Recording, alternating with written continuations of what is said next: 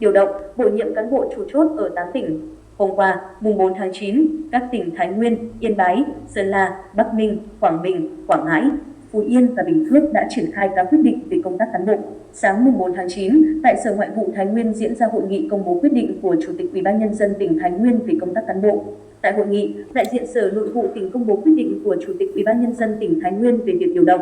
bổ nhiệm ông Đoàn Quang Duy, Bí thư Tỉnh đoàn Thái Nguyên, giữ chức vụ Giám đốc Sở Ngoại vụ từ ngày 1 tháng 9 năm 2024, thời hạn bổ nhiệm là 5 năm. Sáng cùng ngày, Ủy ban nhân dân tỉnh Yên Bái tổ chức hội nghị công bố và trao quyết định của Ủy ban nhân dân tỉnh về điều động, bổ nhiệm Giám đốc Sở Nông nghiệp và Phát triển nông thôn. Tại hội nghị, đại diện Sở Nội vụ đã công bố quyết định của Ủy ban nhân dân tỉnh về việc điều động ông Hoàng Hữu Độ, Bí thư huyện ủy Lục Yên đến nhận công tác tại Sở Nông nghiệp và Phát triển nông thôn tỉnh Yên Bái và bổ nhiệm giữ chức vụ Giám đốc Sở Nông nghiệp và Phát triển nông thôn.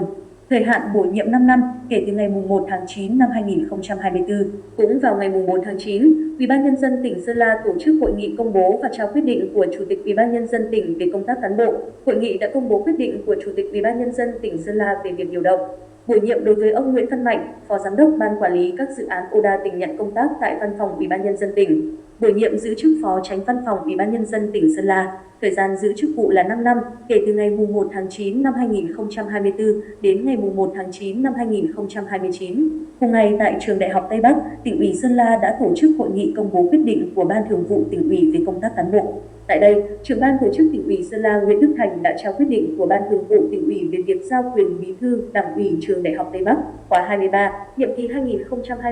2020-2025 đối với bà Nguyễn Thị Lan Anh, Phó Bí thư Đảng ủy, chủ nhiệm Ủy ban Kiểm tra Đảng ủy Trường Đại học Tây Bắc từ ngày 1 tháng 9 năm 2024. Ngày 4 tháng 9, tỉnh Bắc Ninh công bố quyết định về công tác cán bộ tại thành phố Từ Sơn và Sở Nội vụ. Tại hội nghị, Phó trưởng ban tổ chức tỉnh ủy Bắc Ninh Nguyễn Công Hùng công bố quyết định của Ban Thường vụ tỉnh ủy về việc điều động ông Lưu Đình Thực, Chánh Văn phòng tỉnh ủy đến Thành ủy Từ Sơn công tác, chỉ định tham gia Ban chấp hành Đảng bộ thành phố, Ban Thường vụ Thành ủy và giữ chức Bí thư Thành ủy Từ Sơn, nhiệm kỳ 2020-2025 kể từ ngày 4 tháng 9. Cùng ngày, Sở Nội vụ tỉnh Bắc Ninh công bố quyết định của Chủ tịch Ủy ban nhân dân tỉnh về việc tiếp nhận, điều động và bổ nhiệm ông Lê Hồng Phúc, Bí thư thị ủy, Chủ tịch Hội đồng nhân dân thị xã Quế Võ đến giữ chức Giám đốc Sở Nội vụ, thời hạn bổ nhiệm là 5 năm. Cùng ngày, Chủ tịch Ủy ban nhân dân tỉnh Quảng Bình Trần Thắng đã trao quyết định bổ nhiệm ông Phạm Tiến Nam làm Giám đốc Sở Lao động Thương binh và Xã hội LDTB và XH tỉnh Quảng Bình. Ông Phạm Tiến Nam trước đó giữ chức Bí thư Đảng đoàn, Chủ tịch Liên đoàn Lao động tỉnh Quảng Bình.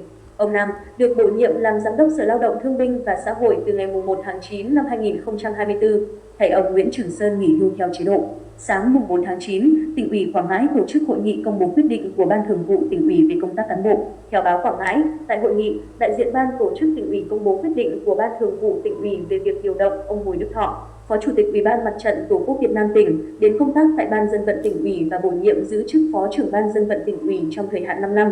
kể từ ngày 1 tháng 9 năm 2024. Sáng 4 tháng 9, Phó Bí thư Thường trực tỉnh ủy, Chủ tịch Hội đồng Nhân dân tỉnh Bình Phước Huỳnh Thị Hằng chủ trì lễ trao các quyết định về công tác cán bộ thuộc diện Ban Thường vụ tỉnh ủy và Thường trực Hội đồng Nhân dân tỉnh quản lý. Theo đó, Ban Thường vụ tỉnh ủy Bình Phước điều động hiệu trưởng trường chính trị tỉnh Nguyễn Thanh Tuyên đến nhận công tác tại Hội đồng Nhân dân tỉnh, giới thiệu để Hội đồng Nhân dân tỉnh bầu giữ chức trưởng Ban Văn hóa, Xã hội, Hội đồng Nhân dân tỉnh, nhiệm kỳ 2021-2026. Trao quyết định điều động Phó Bí thư Thường trực huyện ủy, Chủ tịch Hội đồng Nhân dân huyện Bù Gia Mộc Phan Xuân Linh đến nhận công tác tại trường chính trị tỉnh, giữ chức vụ hiệu trưởng. Thường trực Hội đồng Nhân dân tỉnh Bình Phước cũng công bố quyết định bổ nhiệm Chánh Văn phòng Đoàn đại biểu Quốc hội và Hội đồng Nhân dân tỉnh đối với bà Phạm Thị Anh Thư, thời hạn 5 năm kể từ ngày 4 tháng 9 năm 2024. Ngày 4 tháng 9, Văn phòng Ủy ban Nhân dân tỉnh Phú Yên tổ chức hội nghị công bố quyết định bổ nhiệm Phó Chánh Văn phòng Ủy ban Nhân dân tỉnh. Theo báo Chính phủ, tại lễ công bố, lãnh đạo Sở Nội vụ công bố quyết định của Chủ tịch Ủy ban Nhân dân tỉnh Phú Yên về việc bổ nhiệm ông Dương Bá Toàn,